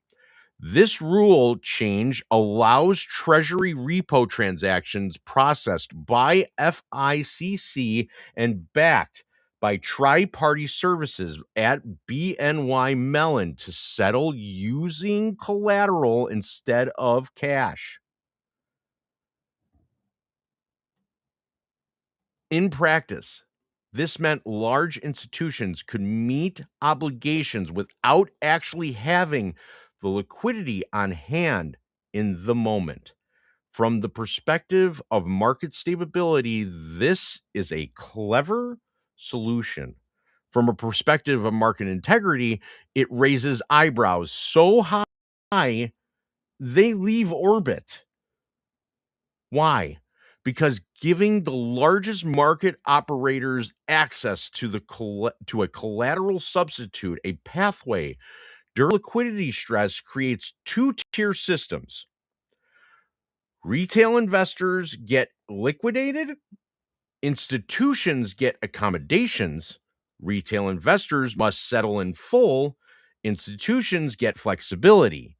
Retail investors miss a margin call by 30 seconds and lose their position. Institutions face multi-billion-dollar short-term strain, receive settlement alternative mechanisms. Hence, two-world, retail and institution. Once again, this is not evidence of wrongdoing. It is evidence of a market structure that bends for the powerful and snaps on the powerless. Now fold in the offshore dimension, Miami Exchange relationship, Bermuda and the Bahamas, and that, come on, pretty mama. Routing pathways and internalization clearing conventions allow certain transactions to operate outside the immediate reach of U.S. settlement timing. This creates a buffer of legal and structural that can be used to manage timing mismatches, synthetic exposure, option-driven settlement pressures, and derivative hedging gaps. Regulators see the outcome: persistent FTDs, margin compressing during volatility, unusual cross-jurisdiction flow, but the structure gives them limited real-time tools to intervene. This is the part where everyday investors throw up their hands and say, this looks like collusion. But the deeper truth is more troubling. The system doesn't need explicit collusion. The incentives alone produce the appearance of it. When a regulator's job is to prevent panic, not necessarily expose systemic cracks, transparency becomes a liability. When clearinghouses must keep markets functioning, no matter what, they absorb instability quietly. When hedge funds rely on synthetic liquidity and rolling obligations to maintain positions, they push the system towards opacity. When family offices operate behind the veil of private reporting and swap arrangements, regulators lose visibility entirely.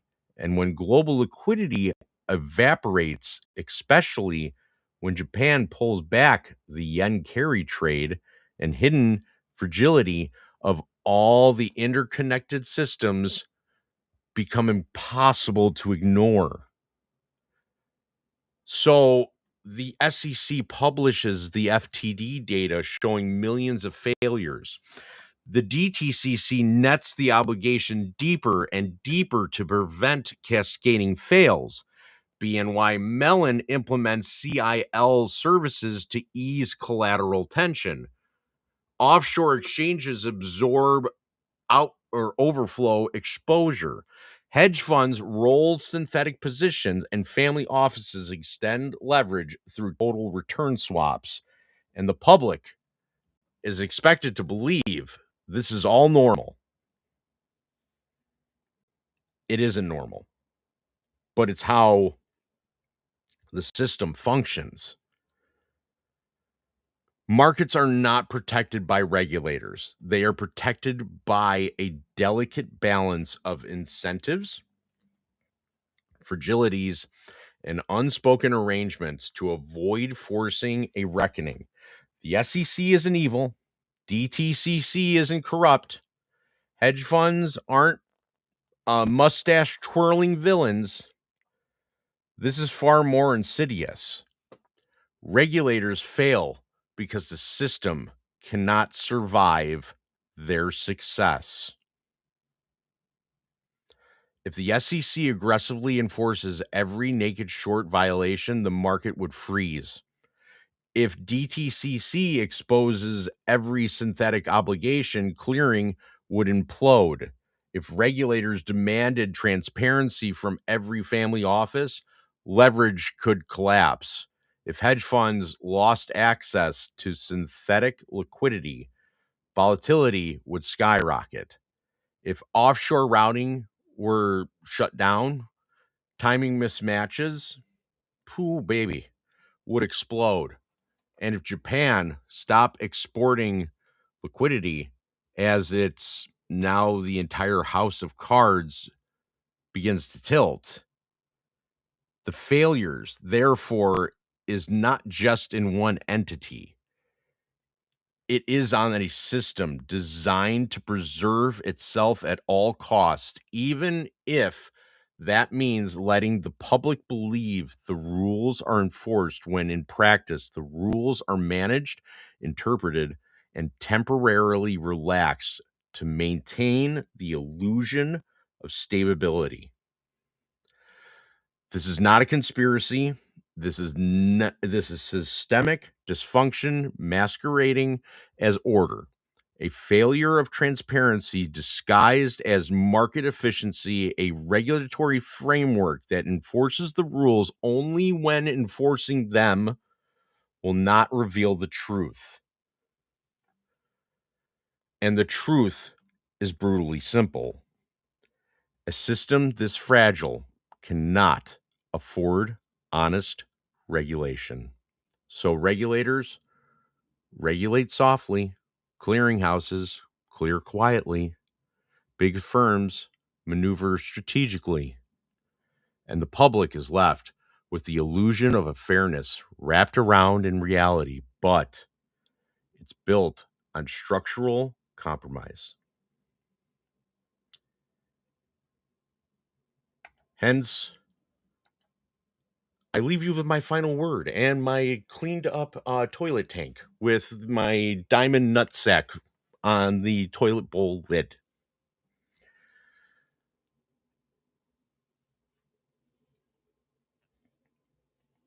It's early enough. I'm going to go through my final word. We're going to take a report from our good friend Joker Ape in JP Morgan, New York right now. He's alive, by the way. And I mean alive. Like, it's kind of crazy. And I'm going to open up a space. I want to answer your questions for a little bit. Probably going to make something quick to eat. And then let's just say I'll open in 15 minutes after the ending's over with. But my final word, a system teetering, a public awakening, and the generational fight that's ahead.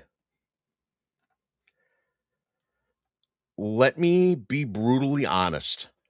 After everything we've uncovered in this report, the synthetic share machinery, the offshore rerouting networks, the regulatory inertia, the liquidity trap tied to Japan, the collapsing collateral backbone, the FTD avalanches, and the rehypothecation gymnastics that are a part of the 2026 Winter Olympics, the repo relief valves, the uncanny timing of policy shifts. You would think I'd be numb after this long ass homework assignment from that crazy angry Matt you just decided to give me, but I'm not numb. I'm really fucking pissed. I'm shocked, I'm disgusted, and I'm frankly stunned at the extraordinary length that banks, market makers, hedge funds, and family offices will go not to innovate, not to stabilize markets, not to fulfill obligations, but to avoid paying for the bad bet they themselves placed. And the irony is poetic. Let me tell you, the same industry that lectures retail about risk management spends billions building escape hatches for itself every time it owns reckless leverage comes home to roost. And here's the twist no one seems prepared for. They're trapped, all of them, with nowhere left to fucking go. They built a financial architecture so complex, so interconnected, and so synthetic that the moment, and I mean the moment, liquidity tightens, Japan's tightening, China's export controls. Yeah, because COMEX lost 70% of their precious metals market and China gained 70%. And they control when and what gets exported. Treasury market stress, repo collateral shortages. The entire system becomes a row of dominoes waiting for the first gust of wind. And the dominoes aren't falling because of retail traders or meme stocks or social media sentiment. They're falling because the architects of this system engineered themselves in a corner, believing they would always have infinite liquidity, infinite time, and infinite central bank leniency. They don't. And retail investors, you're not fucking crazy. You're not alone. You're not fighting shadows. You're witnessing the system confronting the consequence of its own design, consequences it spent decades postponing, deferring, masking, netting, offshore routing, collateral swapping, and conveniently managing. If you once believed the government had your back, I get it. Most people grow up thinking the system is fundamentally fair, that regulators exist to protect everyday people or person, that laws exist to enforce equality. they should enforce it equally. But this report should shatter that illusion, not out of cynicism, but out of clarity.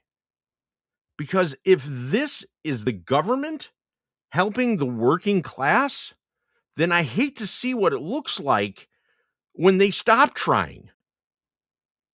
Year after year, rule changes, delays, interpretations, waivers, exemptions, enforcement, discretion, and overwhelming benefited institutions with the deepest pockets and the largest systemic footprint. And when retail gets harmed, it becomes a footnote, an inquiry, a non-binding recommendation, or in some cases, no response at all. Instead, they're just going to go ahead and just, chaotic. You don't have an account anymore because you decided to put up the SEC's $483,000 commercial to go ahead and make fun of retail.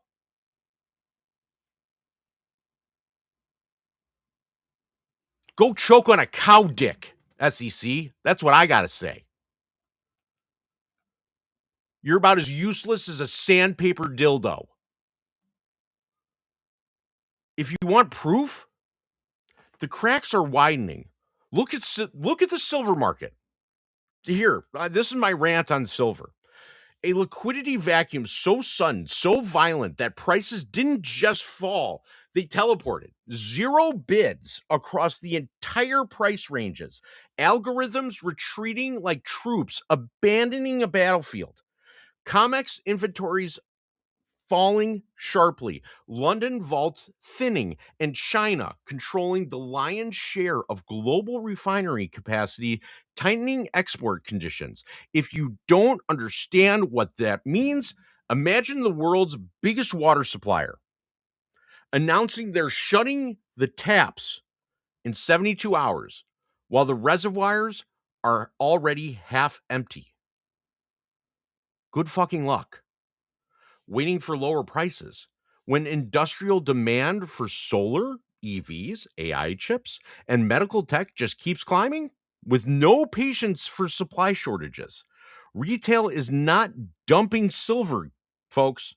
Retail is being picked clean by sovereign wealth funds and institutional actors who know exactly what's coming. And if you think this ends with silver, you are wrong. This is a part of a broader liquidity shock spreading across asset classes. Japan pulls global liquidity. China tightens exports.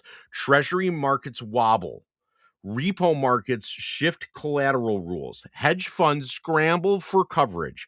Synthetic positions strain. FTDs spike like they just did at a record high for December. All FTDs. Market makers hedge with increasing desperation, and regulators issue statements so vague they might as well be weather forecasts. Retail stands in the crossfire, but not helplessly, not blindly, and not without power. Because here's something that Wall Street will never understand. Retail traders are not just numbers on a clearing sheet. They're people with families, with futures, with a stake in what happens next. And unlike institutional chained to quarterly earnings, political cycles, and risk-adjusted models, retail has something institutions don't. The unshakability to endure. And empathy is way overdue.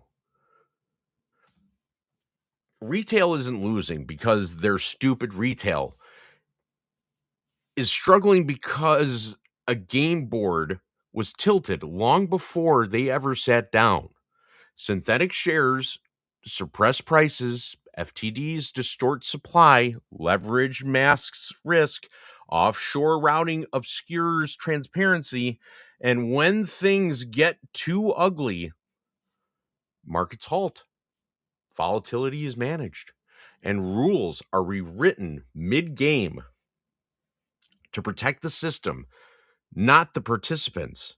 Yet, retail continues to show resilience, coordination, creativity, research, and community that Wall Street has underestimated at every turn. Now let's be real about something else. I appreciate what Ann Vandersteel and others are doing, bringing visibility to the pain felt by communities like MMTLP. I know she's mentioned GME. I know she's mentioned us. I know she's mentioned BBB and TMTG. But make no mistake, this is a razor's edge. When you gather, when you speak, when you push back, you enter a political landscape where powerful people guard their interests with the ruthlessness most citizens never witness firsthand. You will never see it until that moment. It does not take much for a situation to be dismissed, silenced, delayed, redirected, or trapped into a legal limbo, like a U3 halt from MMTLP, a scenario many believe represents the blueprint for shutting down public pressure. Because here's the truth, no regulator will say out loud, the only thing the system needs to survive is time. Time for liquidity to return, time for synthetic obligations to settle quietly, time for the public to forget, time for the anger to fade, time for the next crisis to distract everyone. And public movements, if misdirected, hand them exactly that, time. AMC, you went through this. You went through this in 22 with Judge Zern and motion after motion after motion after motion off of bullshit, off of bullshit, off of bullshit, off of lies, off of more bullshit and mega bullshit. It was all a farce. Why? Because it gave him time.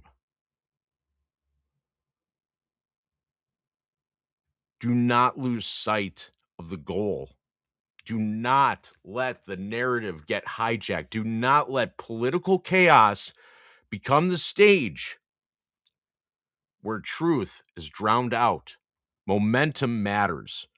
Focus matters. Timing matters. And if you're reading this, GME Warriors, AMC Apes, MMTLP Punishers, Retail Army across the board, you need to know one thing. You are not losing. You are witnessing the system lose control of the narrative it built to contain you. You are not the joke. They are the punchline. You are not the conspiracy theorists. They are the architects of complexity. You are not powerless. They are terrified of what happens when millions of people finally understand how the game actually works. This is not the end. This is not defeat. This is the moment the truth finally gets daylight.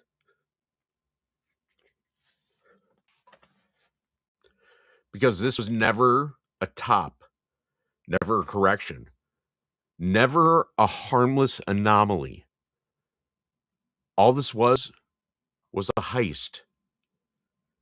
And now the vault is cracking open. So ask yourself, what legacy do you want to leave? What world do you want your children, your grandchildren, to inherit? When one where markets are fair, where rules apply equally, where transparency is valued, where wealth is earned, not engineered through loopholes, where the people, not just institutions, have a voice. Because here's the reality no one tells you. The future isn't written by institutions. The future is written by those who refuse to accept the lies. This ends when we say it ends. And that day, it's coming. And it's coming soon. Because all of this together, and the minute Japan leaves the court, it's a lot of money that has to go back. And no one has that money. It's not a real number. So start really thinking about what you're going to do and what you want to do and how you're going to do it. Because your legacy means everything. That's your defining moment. That's what you leave on the battlefield. And with that, I leave you. Maybe I will, but yeah. With that, I leave you all with my good friend, Joker Ape, because he's alive.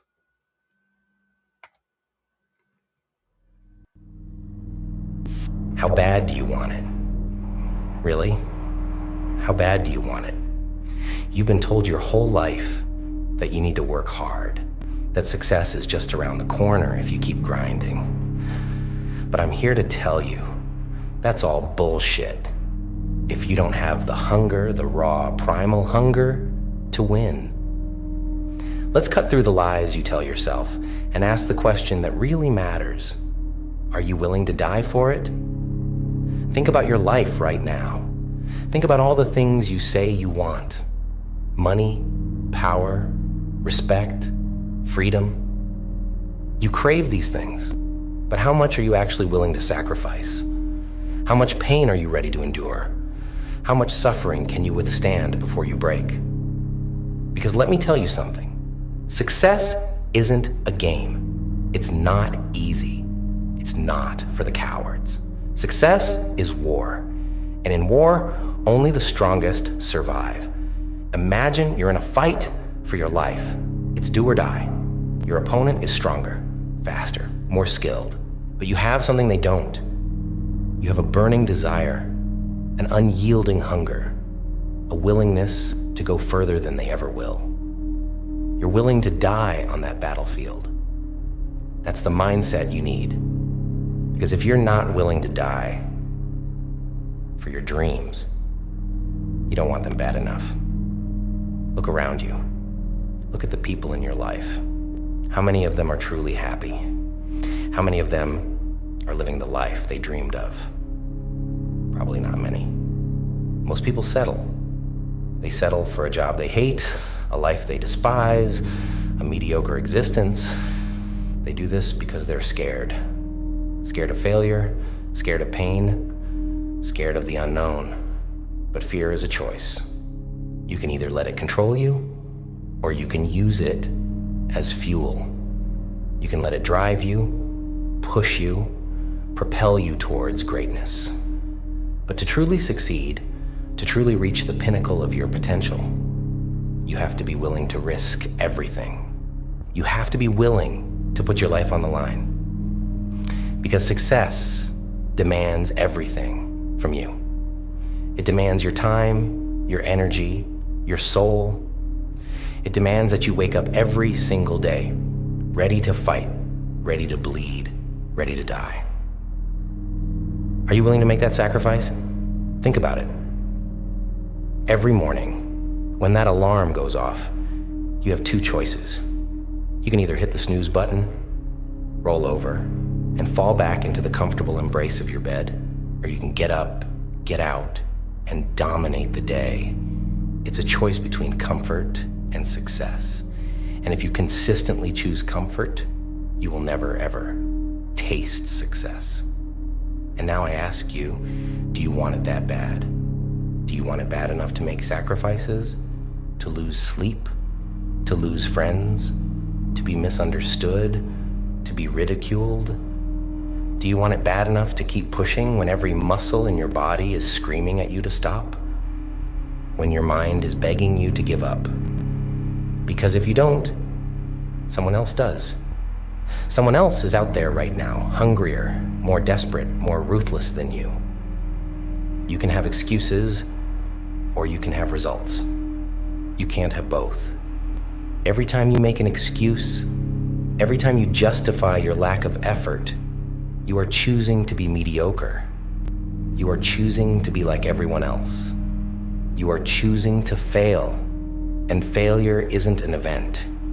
It's a decision. It's a series of small decisions that you make every day. Decisions to be lazy, to procrastinate, to not give your all. How many times have you said you're going to start tomorrow? How many times have you promised yourself that this time you'll follow through? And how many times have you let yourself down? Your word to yourself should be sacred. When you make a promise to yourself, it should be unbreakable. But most of you, your word means nothing. You lie to yourself more than you lie to anyone else. If you want to win, you need to master your mind. You need to develop an iron will, an unbreakable spirit. You need to become the master of your own destiny. And that means doing things you don't want to do. That means pushing through the pain, the discomfort, the fear. That means taking control of your life and refusing to let anything or anyone stand in your way. So what's it going to be? Are you going to embrace the pain, the struggle, the uncertainty? Are you going to be relentless, unstoppable, unbreakable? Are you willing to die for it? Because if you are, there is nothing you cannot achieve. There is no limit to what you can become. The world will bend to your will. The universe will bow before your determination. You will become a legend, an icon, a titan. But only if you're willing to pay the price. Only if you're willing to die for it.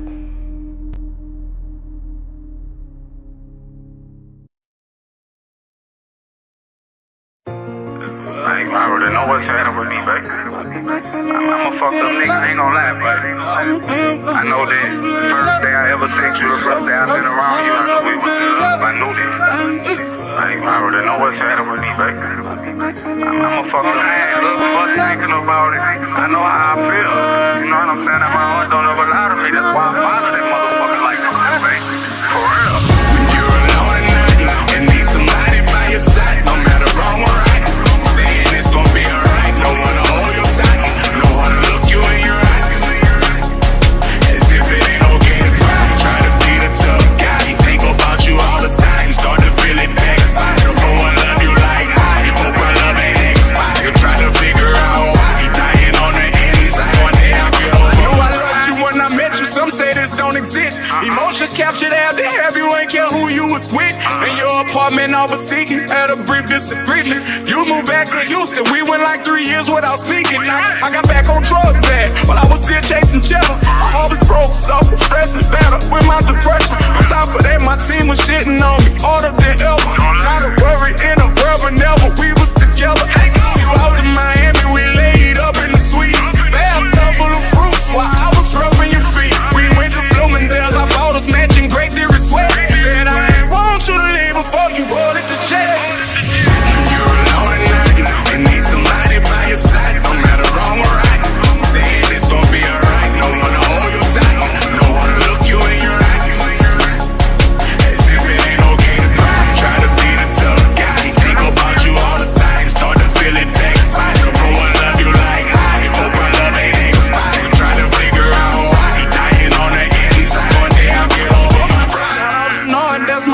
personal trainer. He cool with you because of you. I not treat him like a straight. Big booty shell band. No things ain't work with me and your sister. Best of what life has to offer. Love you still my little sister. Pull up and fit to the engine. XP Tiptronic transmission. For the porch reminiscing. Wishing that you was here with me. I used to teach you about your feet. We were laughing, we giggling, having breakfast on the beach. You don't know how much that meant to me. Holding hands and having to remote public affection. When you with me, don't need no bodyguard. I'm your protector. FaceTime, and I can't wait until you call me. You special, you had that problem, now that problem solved. You won't disrespect you. When you're alone at night and need somebody by your side, no matter wrong or right, saying it's gonna be alright. No one to hold you tight, no one to look you in your eyes, as if it ain't okay to cry. Try to be the tough guy, think about you all the time. Start to feel it backfire. No one love you like I. Hope our love ain't expired. Try to figure out why he dying on the inside. One day I'll get over you. Not helping you alone at night and need somebody by your side, no matter wrong or right,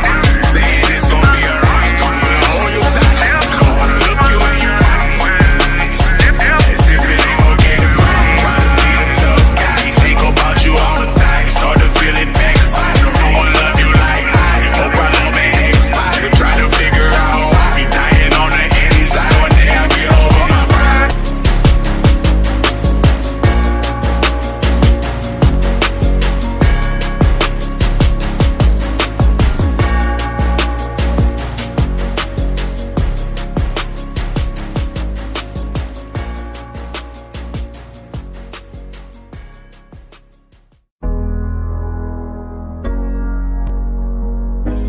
Hey, you could be so used to something.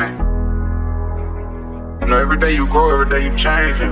But I never try to change on you, but it's just like I had to do it by myself for so long. So when you come back in my life, it just don't feel right. Like, I feel like something missing. And it feel like it just feel different. So you gotta forgive me if I act strange, but you never change with you. This is the person that all of us want. To just focus up when I want to let it go. And at the time and the toll for the phone. Beautiful preaching, I know what you want. Pray no one else get control of your heart. I'm on the time, I was built for this part. Been way too long. I know I'm gonna go too long, but I'll find you again. I'll find you again, love. I'll find you again. I'll find you again, love. I'll find you again. I'll find you again. I'll find you again, love. I'll find you again. Run it up and try to stack, stay focused. One day you'll be up to bat. And I'm on the fingernails trying to scratch. When I take the pen, breaking down the crack. Whoever wants, I'm a reckless with the gat. I protect the pack, I be staying strapped. Niggas trying to jack, bitches trying to trap. Maybe it's perhaps I be in a trap. And I got them braids in the so up. Keep it all out. You know how I'm coming. Fall in the pin, I dive in your shit. One of them men, I'm standing on me. Your feet on the back, I'm a cloud of dick. She was a virgin when she was with him. Showed us off. Fuck everyone else, I can give you the world, but I give you myself. I give you myself. I love on the shot. You and I'm just a notch on the belt. Guess I'll find someone else, but I don't got time for no one else. Grind hard, Glen Debbie and chauffeur. Panoramic roof, in here we smoking. Legal pistol, anybody approaching. In your name in case we get pulled out. This is the person that all of us want. So just focus up when I went back and going. Ain't at the time and the toll for the phone. Beautiful preaching, I know what you want. Pray no one else get control of your heart. I'm holding down, I was built for this part. Been way too long. I know that we're gonna be alone, but I'll find you again. I'll find you again, love. I'll find you again. I'll find you again, love. I'll find you again. I'll find you again. I'll find you again, love. I'll find you again. Utterly rejected. We went from nothing to something together. People like, what the fuck you see in her? To you, they like, what the fuck you see in him? Why you love them? You shouldn't trust them. He's a fuck off. So disgusting. And your family said, fuck me. I'm successful and they love me.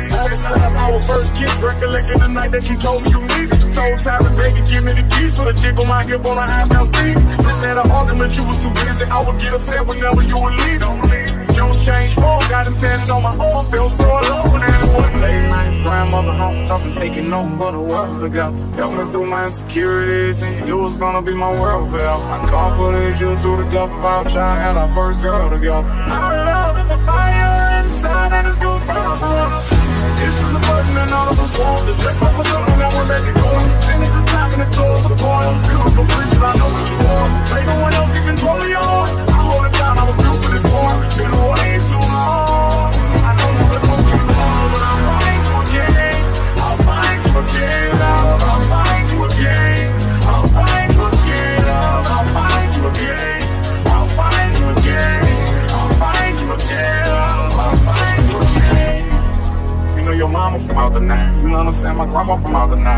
That's all for today, apes. Remember, the hedgies think we're crazy, but we're not. We're just ahead of the game. Keep holding, keep laughing, and I'll see you in the next cage. Why so serious? Apes together strong.